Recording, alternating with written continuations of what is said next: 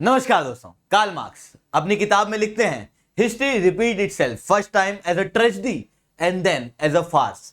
इतिहास अपने आप को दोहराता है। पहली बार तो ट्रेजेडी लगता है, फिर उसके बाद में मजाक लगने लगता है। महाराष्ट्र 2019 के अंदर, जब से महाराष्ट्र के अंदर इलेक्शन हुए हैं, तब से महाराष्ट्र किसी ना किसी कारण से खबरों में बना हुआ है पॉलिटिक्स के अंदर। रिसेंटली क्या हुआ है, एक बहुत बड़ा डेवलपमेंट हो गया। इतना बड़ा डेवलपमेंट जो कि आने वाले समय में पूरे देश की पॉलिटिक्स को इंपैक्ट करेगा। इतना बड़ा डेवलपमेंट जो कि 2024 के इलेक्शन को भी इंपैक्ट करेगा। हुआ कुछ ऐसा है कि नेशनलिस्ट कांग्रेस पार्टी यानी कि एनसीपी, याद रखना ये इंडियन नेशनल कांग्रेस नहीं है। जो हाथ का पंजा देखते हो वो इंडियन नेशनल कांग्रेस है, ये एनसीपी है। एनसीपी के लीडर हैं शरद पवार और इन्हीं के नेफ्यू हैं अजित पवार। शरद पवार का अभी जो स्टैंड है वो बीजेपी के अगेंस्ट है। रिसेंटली जो अपोजिशन यूनिटी मीटिंग हुई थी पटना के अंदर, उसके अंदर भी शरद पवार देखने को मिल रहे थे। मतलब ये बीजेपी की टीम में नहीं थे। इवन इसके पहले जो महाराष्ट्र के अंदर सरकार बनी थी वो बीजेपी की नहीं थी, उसके पहले शिवसेना की सरकार थी। उस शिवसेना की सरकार के अंदर गठबंधन के रूप में भी एनसीपी जुड़ा हुआ था, महाआघादी दल में। रिसेंटली क्या हुआ है कि यहां पर जो अजित पवार हैं उन्होंने अपनी ही एनसीपी को तोड़ दिया है और कई सारे एमएलए को लेके अभी जो रिसेंट में सरकार है जिसके अंदर बीजेपी और एकनाथ शिंदे वाली शिवसेना, ये दोनों है, इसके अंदर अपने आप को जोड़ लिया है। साथ में खुद ने डेप्यूटी चीफ मिनिस्टर का औहदा जो है वो, उसके लिए शपथ जो है वो ले ली है।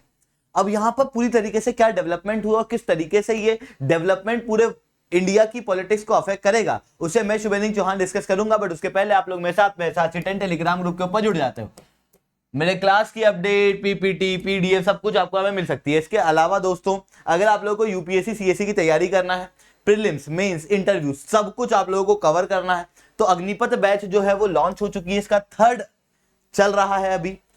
3 जुलाई से ये शुरू हो चुकी है, यानी कि आज से ये शुरू हो चुकी है। अगर आपको एनरोल करना है तो जल्दी से जल्दी एनरोल करो। इसके अंदर होगा क्या, इंडिया के टॉप एजुकेटर मैं, Mahipal sir, Nidhi ma'am, Kinjal sir, Anirudh sir आप लोगों को पढ़ाएंगे।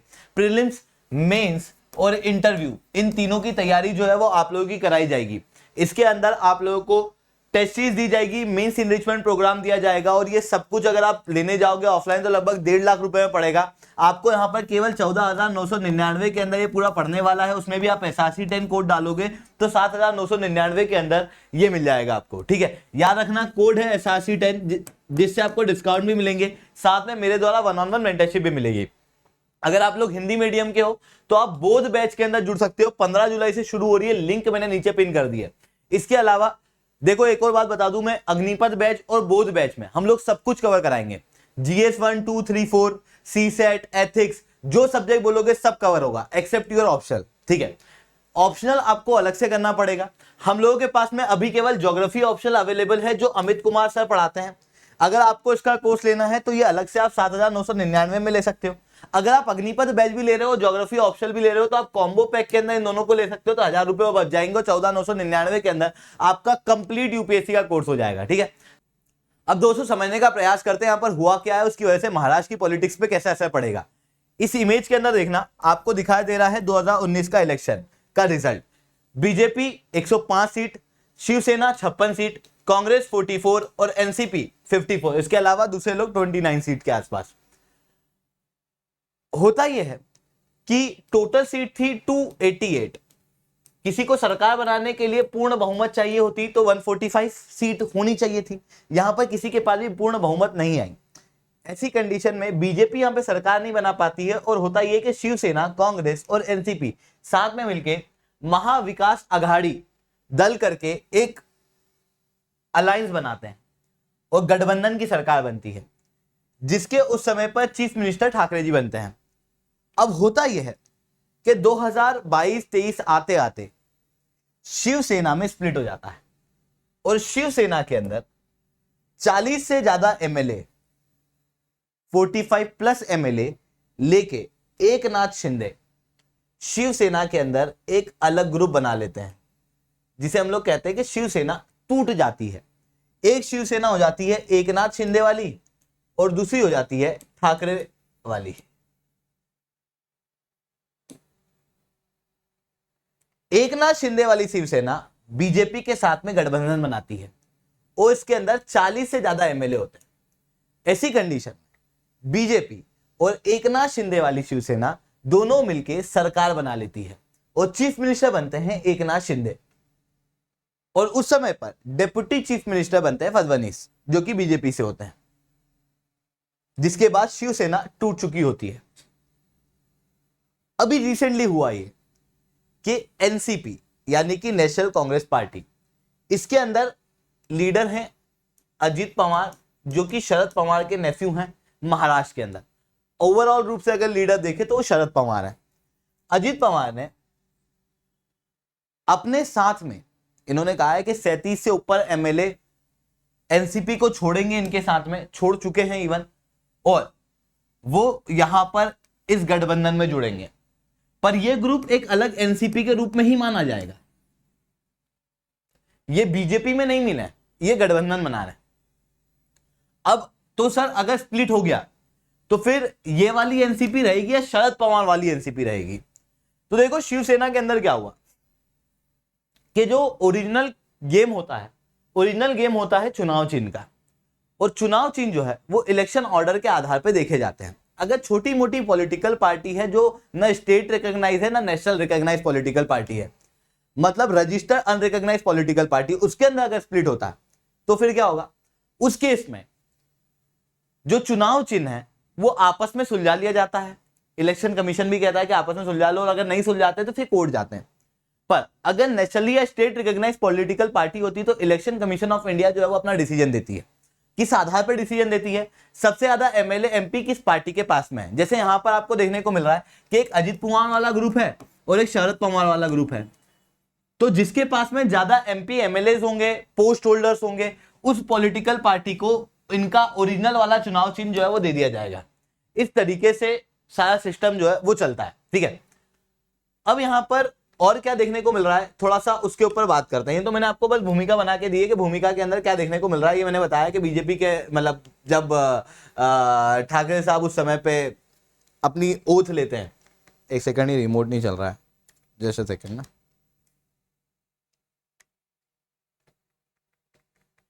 चलो छोड़ो, ठीक है।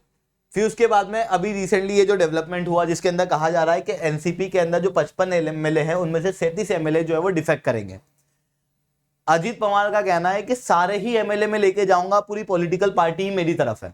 शरद पवार का कहना है कि जिस तरीके से ठाकरे जी के समय पे हुआ था उस तरीके की चीजें हम लोग नहीं करेंगे, हम लोग कोर्ट वोट के पास में नहीं जाएंगे, हम लोग लोगों के पास में जाएंगे और हम लोग फिर से हमारी एक नई पॉलिटिकल पार्टी बनाएंगे। बट यहाँ पर एक शब्द में जो बार बार रिपीट कर रहा हूं वो है स्प्लिट। स्प्लिट ऐसा तो क्या हो गया ये स्प्लिट का मतलब, और इसके अंदर नंबर इतने क्यों मायने रख रहे हैं? क्योंकि 37 सीट 55 सीट ये इतना क्यों मायने रखता है? तो देखो भारत के अंदर है anti defection law. Anti defection law क्या कहता है कि आयाराम गयाराम नहीं होना चाहिए। मतलब एक आदमी है जो पॉलिटिकल पार्टी ए में है, एक पॉलिटिकल पार्टी बी है और एक पॉलिटिकल पार्टी सी है ना। मान लो बी और सी पॉलिटिकल पार्टी नेशनल लेवल की पॉलिटिकल पार्टी है और ए जो है वो किसी 2-4 स्टेट के अंदर अभी है और थोड़े फ्री बाय वगैरह दे दे के और दूसरी जगहों पे आ रही है। ये 3 पॉलिटिकल पार्टी है, मान लो इन्होंने चुनाव लड़ा है ना। टोटल नंबर ऑफ सीट्स मान लो थी 100। मान लो बीजेपी को मिल गई, मतलब मान लो बी को मिल गई 51 सीटें और 2 सीट इधर चली गई और 48 सीट इधर आ गई। ऐसे ही कैलकुलेशन ताकि इजी लगे, इस तरीके से पूरा डेवलपमेंट हुआ।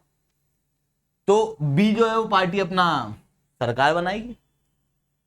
अब क्या हुआ कि सी पार्टी ने कहा कि देखो एक काम करते हैं, अपने को सरकार बनाने के लिए 3 सीट चाहिए, तो 2 तो यहां के ले लेते हैं और 1 यहां का ले लेते हैं, तो हमारे 51 हो जाएंगे, इनके 49 हो जाएंगे, तो फिर सरकार सी की बन जाएगी। फिर भी कहेगी कह रहे 2 ही तो लेना है, तो 2 यहां से खरीद लेगी इधर, तो क्या होगा, पॉलिटिक्स में करप्शन हो जाएगा। दूसरा कि जो व्यक्ति यहां पर पॉलिटिकल पार्टी चेंज कर रहा है, तो एक्चुअल में भारत के अंदर क्या होता है, हम लोग वोट आदमी को नहीं देते, हम लोग वोट पॉलिटिकल पार्टी को देते हैं।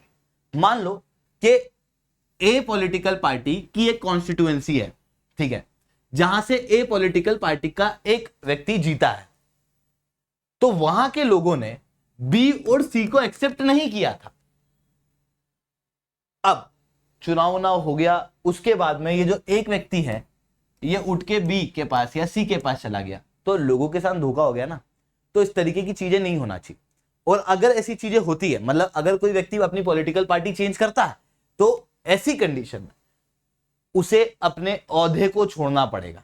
मतलब कि अगर एक व्यक्ति है जो ए पॉलिटिकल पार्टी से बी पॉलिटिकल पार्टी में जा रहा है, वो ए पॉलिटिकल पार्टी का एमएलए था, तो उसे फिर क्या करना पड़ेगा, अपना एमएलए का पदवा छोड़ना पड़ेगा। या फिर अगर वो मेंबर ऑफ पार्लियामेंट था तो वो उसे अपना मेंबर ऑफ पार्लियामेंट की सीट छोड़नी पड़ेगी। अगर नहीं छोड़ेगा तो उसे डिस्क्वालीफाई कर दिया जाएगा।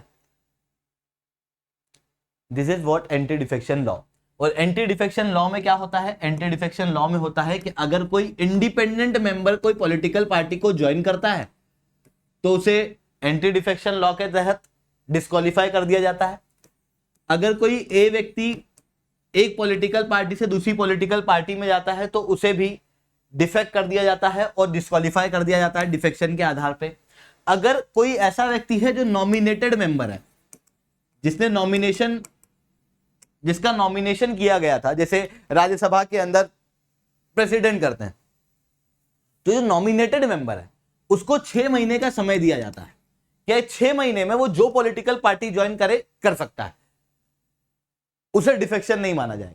पर 6 महीने के बाद उससे जिस पॉलिटिकल पार्टी को अगर ज्वाइन कर लिया तो वो उस पॉलिटिकल पार्टी का है। अगर उसने किसी पॉलिटिकल पार्टी को ज्वाइन नहीं किया तो वो एक इंडिपेंडेंट मेंबर के रूप में ट्रीट किया जाएगा।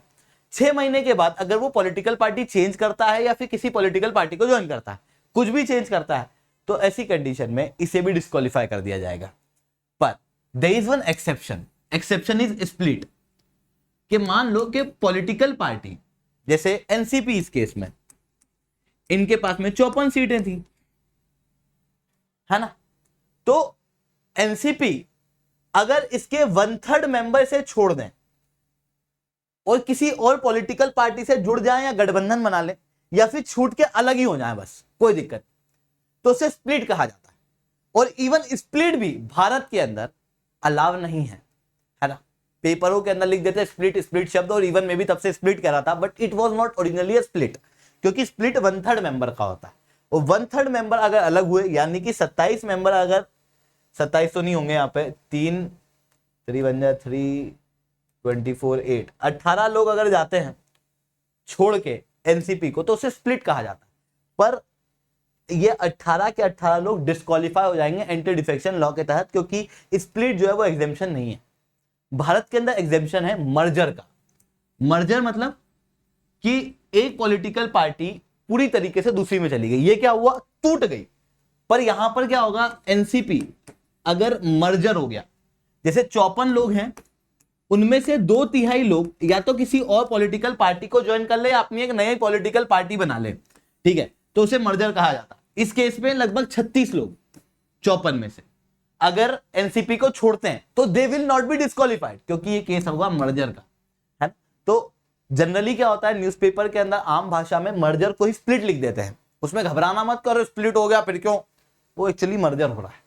अगर 2/3 मेंबर वो प्रूव कर देते हैं कि देखो 36 एमएलए जो है वो हमारे साथ में इधर आ गए हैं, 36 से ज्यादा एमएलए इधर आ गए हैं, तब उस केस में कोई भी डिस्क्वालीफाई नहीं होगा। पर अगर उससे कम हुआ तो डिस्क्वालिफिकेशन हो सकता है। इसी कारण से आप देखना यहाँ पर जो नंबर आपको दिखाई दे रहा है ये है कि 55 में से 37 एमएलए हमारे पास में आएंगे, है ना। तभी क्या होगा, अलाव होगा, क्योंकि तभी उसी केस में हम लोग उसे मर्जर जो है वो कंसिडर करेंगे।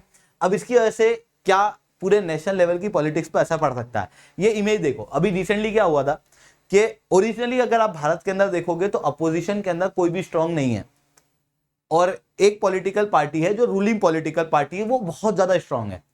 इवन अपोजिशन के पास में अभी कोई फेस भी दिखाई नहीं दे रहा, उन्होंने कोई फेस भी रिवील नहीं किया है। इसी कंडीशन में अपोजिशन का कहना था कि एक काम करते हैं, अपन साथ में जुड़ जाते हैं, हाथ मिलाते हैं, और जो एक पॉलिटिकल पार्टी है उसको हराने की कोशिश करते हैं, जिसके कारण से पटना के अंदर इनकी मीटिंग भी हुई थी। इस इमेज के अंदर देखना आपको यहां पर एक व्यक्ति दिखाई दे रहे हैं, यह है शरद पवार, यानी कि एनसीपी के जो चीफ हैं ये खुद गए थे इस मीटिंग के अंदर, जो अपोजिशन की मीटिंग है जो अगेंस्ट बीजेपी थी।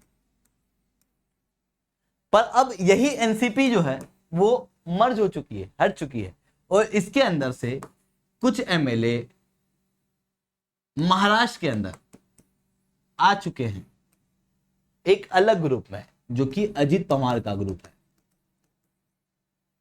जिसके कारण से कुछ पॉलिटिकल पार्टीज मिली थी जिनके पास में ठीक से सीट भी नहीं है। उनमें से भी महाराष्ट्र के अंदर एक अच्छी प्रेजेंस वाली पॉलिटिकल पार्टी के अंदर इस तरीके की घटना होना कहीं ना कहीं अपोजिशन की यूनिटी को और ज्यादा कमजोर करेगा, और अभी जो पॉलिटिकल पार्टी है उसे, रूलिंग पॉलिटिकल पार्टी को और ज्यादा मजबूत करेगा, क्योंकि जो अजित पवार है उन्होंने अपना गठबंधन किसके साथ बनाया है? बीजेपी के साथ। तो ये चीजें हम लोगों को यहाँ पर देखने को मिल रही है। दोस्तों आज के लिए इतना ही रखते हैं। लेक्चर अच्छा लगा हो तो लाइक करना, लेक्चर बहुत अच्छा लगा हो तो SRC10 कमेंट करना। देखो अग्निपथ बैच, बोध बैच दोनों के बारे में मैंने आप लोगों को बताया।